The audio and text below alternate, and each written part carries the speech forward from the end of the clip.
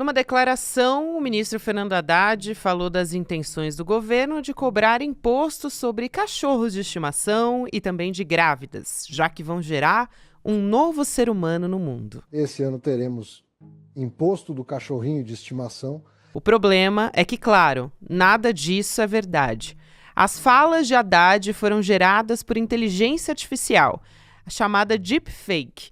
A inteligência artificial consegue reproduzir a voz do interlocutor com muita fidelidade.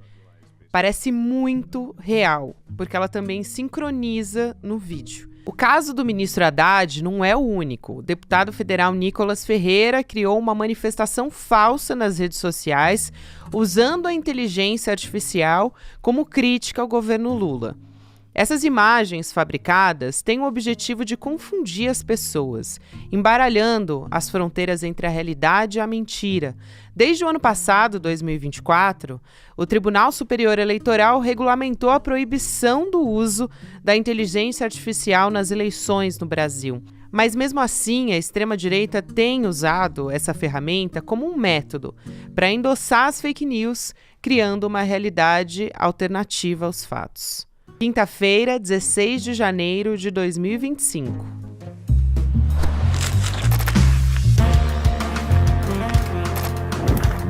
Sou a Gabriela Varela, esse é o podcast e aqui mais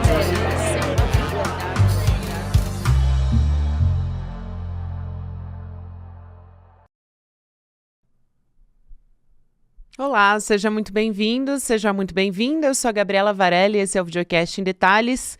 E aqui, sempre com um convidado ou uma convidada, a gente analisa uma temática e traz discussões pertinentes sobre as notícias do nosso dia a dia.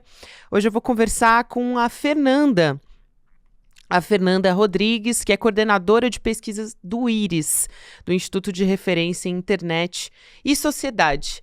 Fernanda, obrigada por aceitar nosso convite, seja muito bem-vinda, é um prazer falar contigo. Imagina, eu que agradeço, um prazer estar aqui com você.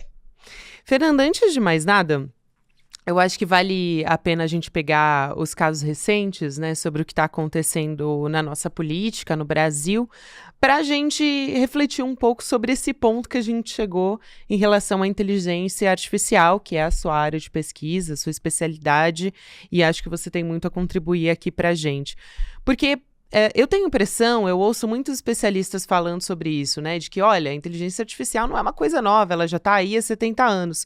Mas a gente, nos últimos anos, teve uma avalanche, assim, a gente recebeu uma enxurrada de inteligência artificial, não deu tempo de se acostumar com essas ferramentas. Elas não foram introduzidas aos poucos nas nossas vidas, pelo menos a gente, né? Eu tô falando a gente como eu, que não estudo no meu dia a dia como você.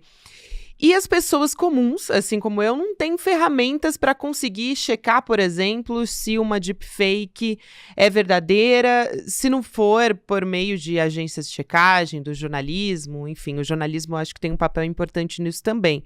Mas eu estou trazendo esse questionamento porque a gente teve esses vídeos manipulados recentemente, falsos, que foram muito divulgados, do ministro Fernando Haddad e também do deputado da extrema-direita, Nicolas Ferreira, que tinha basicamente como interesse mentir, divulgar mentiras sobre quais seriam os monitoramentos que já existiam da Receita Federal e uma suposta taxação do Pix, que logo se descobriu, né, que era mentira, e o governo e a imprensa têm feito um trabalho, pelo menos a imprensa séria, tem feito um trabalho para tentar desmentir tudo isso, né? Mas como é que a gente lida com essa realidade que está sendo imposta? E eu acho que nessas últimas semanas, nos últimos dias, isso tem sido muito claro de como essas tecnologias estão afetando a gente.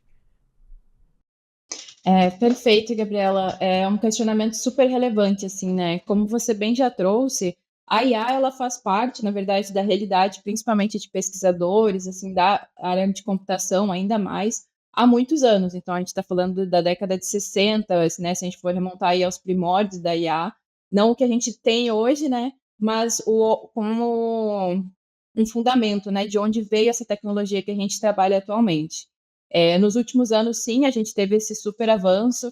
E até hoje em dia parece até um tanto vergonhoso dizer que ou não se usa ou não se trabalha com inteligência artificial, e até mesmo empresas, né, acabam se sentindo obrigadas ali a estar incluindo uma ferramenta de inteligência artificial nos seus produtos ou nos seus serviços para não parecer obsoleta, perdão. E aí, o problema é justamente isso. Enquanto a gente teve uma comercialização, né, chegando no usuário final cada vez maior esse tipo de tecnologia, isso não acompanhou outras estratégias para as pessoas compreenderem não só o que é uma inteligência artificial, os diferentes formas, né, dessa inteligência artificial, mas principalmente os seus possíveis impactos negativos, como é o caso das deepfakes.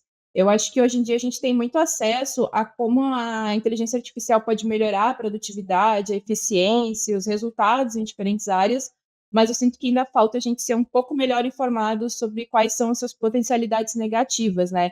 E aí, isso, para lidar com essa realidade, eu acho que a gente pode adotar diferentes medidas, né? Acho que é bem importante a gente pensar que não existe uma solução única para a gente lidar com um problema, como é o caso das deepfakes.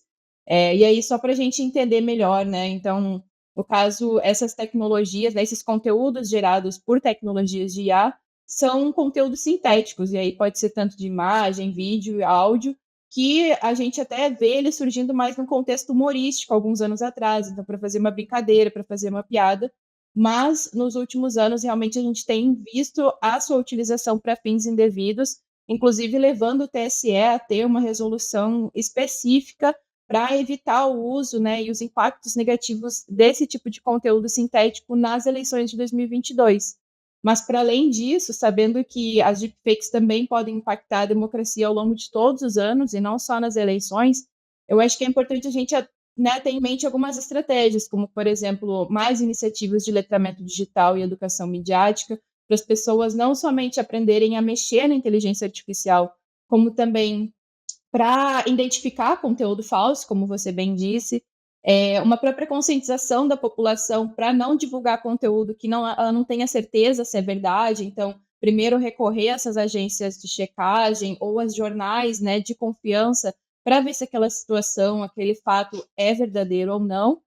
E ainda pensar até mesmo numa regulação, né? Uma regulação para sistemas de inteligência artificial que seja capaz de, desde o início, lá com o desenvolvedor, prever alguma necessidade de marcas d'água para esse tipo de conteúdo e também para vedar, né, eventualmente, essa utilização para fins ilícitos.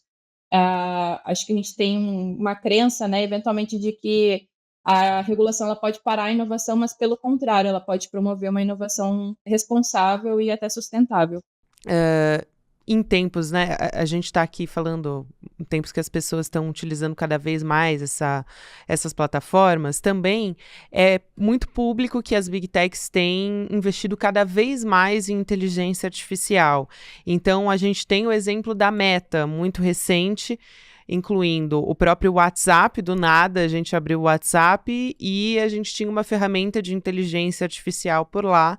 Então, tá no nosso dia a dia.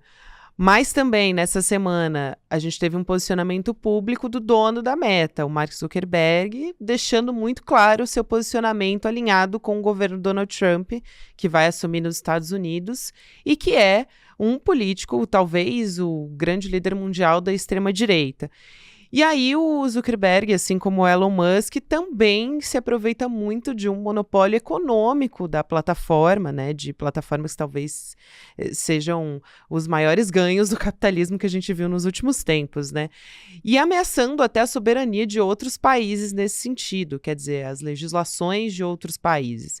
Aí voltou atrás um pouco, não que voltou atrás, mas teve um posicionamento um pouco mais ameno do que a princípio, dando satisfação ao governo brasileiro de que, na verdade, a princípio, as medidas vão ser adotadas somente nos Estados Unidos para depois pensar em expandir para outros países. Mas a preocupação é de que é muito claro que essas tecnologias, elas não são neutras, né? E que elas estão sendo feitas, né, por plataformas cujos donos, CEOs, enfim, pessoas que estão à frente delas, são pessoas alinhadas com o governo da extrema-direita. São plataformas que estão financiando até A gente vai ter o Donald Trump assumindo no dia 20, 4 dias aí de um mega evento dele assumindo, e plataformas, assim, das mais diversas, das Big Techs, estão financiando esse evento. Então, eu quero te ouvir sobre a preocupação nesse sentido com essas pessoas que são bilionárias, né, que têm muito dinheiro e como é que elas podem jogar, de fato, ameaçar a soberania de países e qual é o tamanho desse poder que elas têm nas mãos. Perfeito. Eu acho que você tocou num ponto fundamental, assim, que é de que a gente precisa compreender que tecnologias não são neutras. É muito fácil a gente ter em mente que, por ser uma máquina que é baseada em sistemas matemáticos, algorítmicos, ela seria neutra ou seria, né, não tenderia a nenhum lado da discussão. O problema é que a questão está justamente no fato de que, até o momento, nenhuma máquina se cria sozinha, tudo depende da intervenção humana. Então, para além da somente intervenção humana por parte dos desenvolvedores, quando a gente está falando dessas tecnologias desenvolvidas por grandes empresas, é muito esperado que essas tecnologias correspondam aos interesses econômicos, enfim, financeiros também nessas empresas.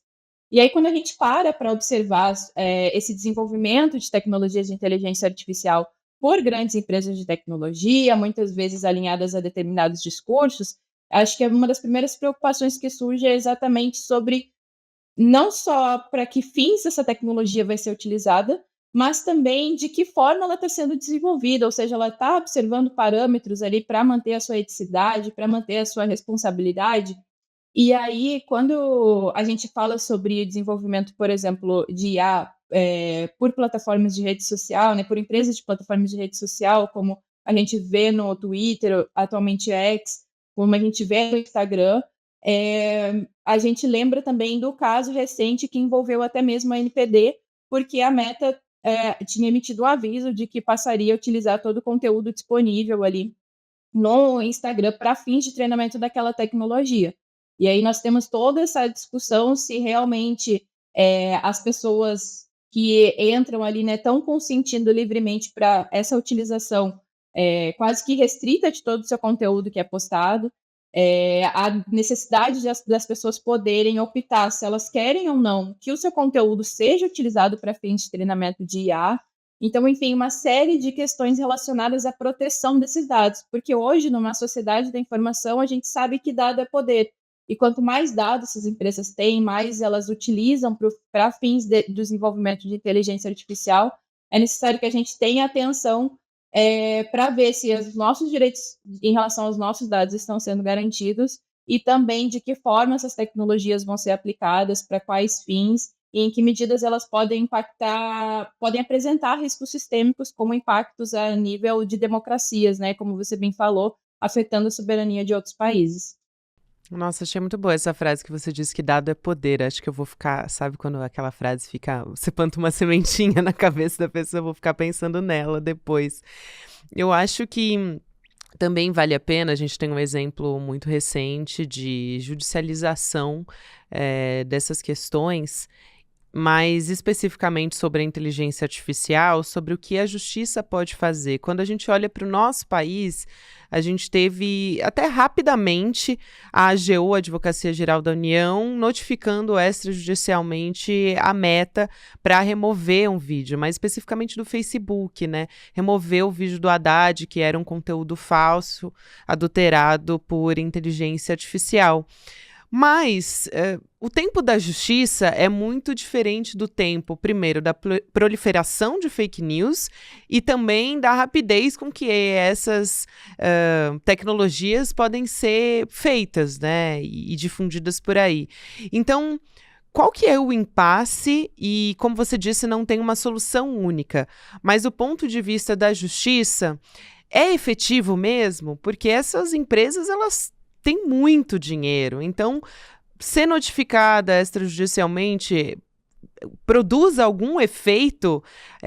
Coíbe, de fato, para que elas tenham alguma medida mais segura para a gente que usa essas ferramentas?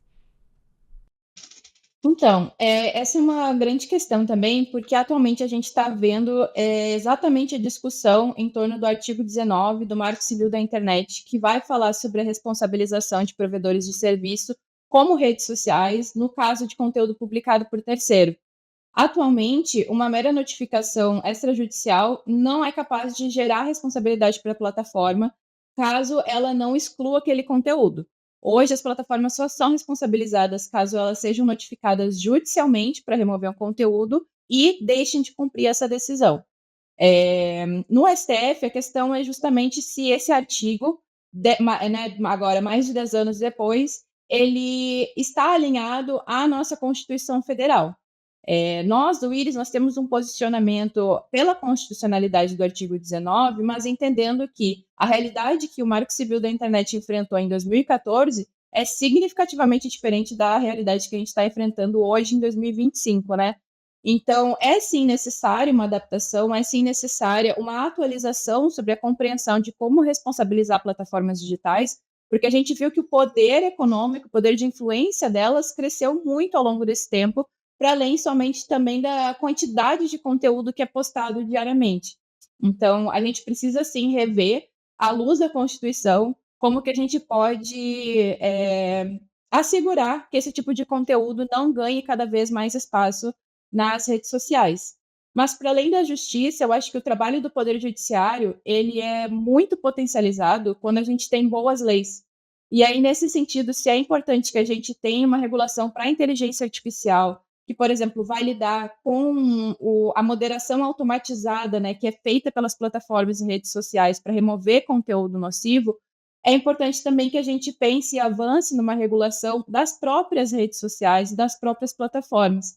Lembrando que isso não se confunde com censura. Em nenhum momento o objetivo seria impedir que as plataformas realizem essa moderação ou que discursos com os quais as pessoas não concordam não possam estar ali naquele espaço. Pelo contrário, uma regulação das redes sociais ela pode justamente proteger o direito à liberdade de expressão de todas as pessoas, principalmente de grupos vulneráveis que a gente sabe que hoje sofrem muito com discurso de ódio na internet. Eu acho tão importante isso que você traz, porque a nossa discussão está tão lá atrás, a gente está aqui discutindo inteligência artificial e a gente não tem ainda uma regulamentação das plataformas, né? Sem nem entrar no mérito dessas tecnologias que são mais complexas, para ser aqui bem simplista do que a gente está falando. Agora, sobre o uso da inteligência artificial no Brasil, a gente tem informação, até do próprio Google, de que o uso de inteligência artificial no Brasil foi maior do que a média global no último ano. Então, 46% dos brasileiros utilizando a tecnologia são dados de 2024, então referentes ali a 2023 e um pouco de 2024 também. Imagino que esse dado possa até ser maior hoje em dia, né? A gente tem uso de chat GPT e outros tipos de tecnologia também. Levando em consideração tudo isso, eu também escuto muito se falar sobre o uso da inteligência artificial da perspectiva individual. Então, como que a gente utiliza essas ferramentas no nosso dia a dia? Já ouvi também, até quando a gente fala de política, e a gente está falando tanto sobre política aqui, porque essencialmente é muito político todo esse uso, mas existia um candidato, quando a gente estava agora nas eleições municipais, no ano passado, existia um candidato que queria formular uma candidatura aliada à inteligência artificial. Então, a IA seria utilizada como vereadora também, e isso até gerou uma certa questão ali com a própria Meta, enfim, foi o Pedro Marcum, né, que propôs essa candidatura híbrida com inteligência artificial para o Legislativo de São Paulo, foi um candidato de São Paulo. A gente acompanhando todas essas iniciativas, né, eu acho que talvez queria ouvir uma reflexão tua, acompanhando todos esses avanços nos últimos tempos, né? E avanços interessantes, porque a palavra avanço me remete a algo muito positivo. E também, quando a gente fala de perspectiva individual também, parece que é um pouco responsabilidade nossa, quando ela nos afeta, essa tecnologia, de uma forma que é tão coletiva, né? Isso, hoje como a gente não tem uma regulação, essa segurança está muito a critério das próprias empresas, né, em relação ao desenvolvimento, em relação a ter avaliações de impacto algorítmico, compreender quais são os possíveis impactos adversos daquela tecnologia, para aí adotar as medidas de mitigação cabíveis para que aquele produto, né, chegue à sociedade já realmente para trazer mais benefícios e não prejuízos. Então, eu acho que em relação à segurança, a gente está dependendo muito dessa autorregulação, mas eu acho que outra estratégia é justamente essas iniciativas de letramento digital, né, como eu havia mencionado anteriormente, e de educação midiática, para a gente compreender sobre o que a gente está falando. Isso não somente para crianças e adolescentes, que a gente sabe que estão na escola, né, e podem ter essas capacitações dentro da sua rotina, mas também para pessoas mais velhas, para que as pessoas, inclusive idosos, que também muitas vezes são vulneráveis frente a essas tecnologias, possam ter noção de todo o impacto e de tudo que uma tecnologia de IA é capaz de fazer. E eu acho que, e aí a gente, no IRIS, a gente trabalha muito a favor da regulação da IA, mas, novamente, puxando para esse lado, o bom de uma regulação é a gente compreender quais áreas a inteligência artificial precisa de uma segurança ou de medidas de governança um pouco mais rígidas por causa dos seus impactos sobre a sociedade. Então, por exemplo, a gente imagina uma tecnologia que vai ser utilizada dentro de um processo eleitoral, no processo democrático, utilizando uma imagem, muito provavelmente ali, para simular um candidato político. A gente sabe que isso pode afetar estruturalmente o Estado democrático de direito. Fernanda, outra questão, acho que a gente chegando aqui ao final, que eu acho importante, na verdade vou dividir em duas perguntas aqui, tá? Porque a gente teve recentemente o governo dos Estados Unidos, o governo Biden, ainda adotando regras para, segundo o Biden, né? O governo Biden restringir a disseminação global da inteligência artificial, evitar que Rússia e China desenvolvam certas tecnologias, então quero te ouvir sobre isso, se você puder explicar um pouquinho, porque achei muito curioso à medida que o governo que vai assumir do Donald Trump está tão alinhado com o Elon Musk e com o próprio Zuckerberg também. Então, um pouco isso. E a outra pergunta que eu quero te fazer, e se você puder me responder as duas, é quais são as tecnologias de inteligência artificial que você diria que a gente tem que ficar mais atento nesse momento? Perfeito. Eu acho que assim, né, em relação à primeira pergunta, são duas perguntas assim de 1 milhão, né? Vou tentar responder da melhor forma possível. Mas em relação à primeira, esse movimento do governo Biden me remete justamente a uma carta, né, que Elon Musk e outras figuras públicas e pesquisadores assinaram alguns anos atrás, sobre a gente tentar frear ou parar, de certa forma, o desenvolvimento de tecnologias de inteligência artificial. E aí, normalmente esses discursos carregam, de certa forma, um terrorismo em torno do fato de que a gente não sabe aonde a IA vai chegar, e talvez isso seja um fato, mas acabam jogando muito mais uma preocupação sobre um futuro até distópico e que a gente não sabe se efetivamente vai se concretizar, quase como servindo para que a gente não tenha tanta atenção sobre as tecnologias de IA que já existem e trazem aí grandes problemas já para a sociedade. Então, eu vejo sempre com um pé atrás esse tipo de iniciativa, porque a gente precisa compreender essas iniciativas sempre, né, a partir desse viés político. Então, qual é o interesse político final, qual é o interesse financeiro, ainda mais considerando uma tecnologia que tem movimentado muito dinheiro internacionalmente, muitos investimentos. Então, eu acho que a gente precisa ter atenção para isso, para que esse discurso sobre o que a IA pode vir a se tornar não acabe nos cegando, na verdade, para o que ela já tem, né, o que ela já apresenta atualmente e o que a gente pode fazer para remediar os efeitos atuais. E aí eu caso um pouco com a segunda pergunta já, para comentar sobre essas tecnologias que eu acho que a gente deve ter atenção. E aí eu vou menos nessas que estão para surgir, porque talvez esse exercício preditivo seja muito difícil, principalmente para mim. Eu sou uma pesquisadora da área das ciências sociais e humanas, então talvez uma pessoa da computação consiga fazer essa previsão melhor, mas da perspectiva crítica, né, e de pesquisa que eu tenho atualmente, e que eu compartilho com o Iris também, é da gente se preocupar com tecnologias de vigilância que se apoiam, né, por meio da inteligência artificial, que já estão sendo utilizadas atualmente e que têm gerado uma série de problemas para grupos específicos da sociedade, em especial a população negra. Então, a gente tem, por exemplo, o caso do reconhecimento facial aqui no Brasil, tem sido muito utilizado para fins de segurança pública, mas é uma tecnologia internacionalmente reconhecida por diferentes estudos, por apresentar falhas maiores sobre o rosto de pessoas negras. E aí, quando a gente traz isso para a realidade brasileira, onde a gente tem um histórico de marginalização, criminalização, encarceramento em massa da população negra, a gente já vê, na verdade, os efeitos nocivos que esse tipo de tecnologia tem gerado. Então, a gente teve 2 casos muito noticiados no ano passado, de pessoas que foram presas em eventos grandes públicos, detidas nesses eventos públicos, mas de forma equivocada, porque teriam sido reconhecidas, né, apontadas como criminosas por um sistema de reconhecimento facial. E aí, se é difícil a gente desmentir uma fake news na internet, imagina na vida real, onde uma pessoa está sendo levada pela polícia no meio de uma multidão. Quem está assistindo essa cena muito provavelmente vai entender que essa pessoa realmente fez alguma coisa. E aí o constrangimento todo já foi gerado, aquela pessoa já ficou com medo de, quem sabe, ser levada para a cadeia e não conseguir sair de lá através de um processo tão cedo. Sem dúvida, Fernanda. Obrigado demais por compartilhar todo esse conhecimento com a gente. Foi um prazer te receber. Seja sempre muito bem-vinda, sempre.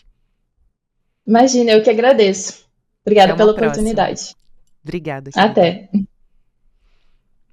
Nesse finalzinho de programa, eu queria lembrar vocês que a gente tem, na verdade lembrar não, porque essa é novidade, eu ainda não tinha falado sobre isso, porque a gente tem a loja oficial do Sou ICL e a gente está com promoção, então a gente tem produtos exclusivos com descontos de até 20%, que você pode acessar com desconto se você faz parte da nossa comunidade também, vale super a pena, mas também quem é membro do ICL tem um desconto extra, então vale a pena ressaltar isso, de 15%. E para você que não é membro também, o desconto é para todo mundo agora, então vale super a pena.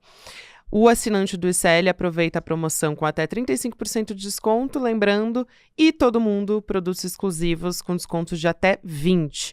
Aí eu tenho alguns aqui que a produção separou para mim, para poder mostrar para você que está me acompanhando em vídeo. Tem camiseta, tem um monte de coisa. Eu vou mostrar aqui essa camiseta com a frase do pastor Ed Renekiewicz. Essa daqui, que é vermelha, então eu achei linda e vou compartilhar aqui com vocês. Olha só, a verdadeira justiça se faz com amor. Eu amei essa, mas a gente tem várias outras aqui. Eu tô com outras camisetas também, com boné. Então, aproveita souicl.com.br para conferir quais são esses descontos todos. Tem uma que eu gosto muito, que é o bordão de Chico Pinheiro, a camiseta, graças a Deus, hoje é sexta-feira, tem várias lá. Então, vale a pena dar uma olhada, presentear quem você gosta, ou presentear você mesmo, né, gente, que é bom. Se mime. Obrigada a você que me acompanhou até aqui. Agora você fica com o Mercado Investimentos na sequência. Tem o Rolê ICL, lembrando, em detalhes, de segunda a sexta-feira você pode conferir nas plataformas de áudio todos os dias. Até amanhã. Foi preciso esperar 6 anos. Mas a pergunta, quem mandou matar Marielle Franco, tem agora uma resposta. Durante 6 anos, o trabalho da imprensa foi fundamental, não só para buscar informações que foram trazidas a público, mas também para cobrar as autoridades, para que as investigações andassem. Era um campo minado, né? Que a polícia ali estava comprometida. Por que ele vira a chave e faz a delação? Você não precisa ser nenhum detetive para perceber que era uma investigação completamente cheia de buracos, lacunas, ações estranhas dos policiais. Existe um papel fundamental da imprensa para mostrar que essa investigação, que esse inquérito estava contaminado. Acho que não havia essa expectativa dos mandantes de que a Marielle, por exemplo, se tornasse um símbolo internacional da luta pelos direitos humanos. The world wants to know who ordered the murder of Marielle Franco. Veja a importância da resiliência dos colegas que nunca abandonaram esse caso. A Polícia Federal diz ter concluído as investigações de um crime que há 6 anos aguarda a resposta. Quem ordenou a morte da vereadora Marielle Franco e do motorista Anderson Gomes e por quê?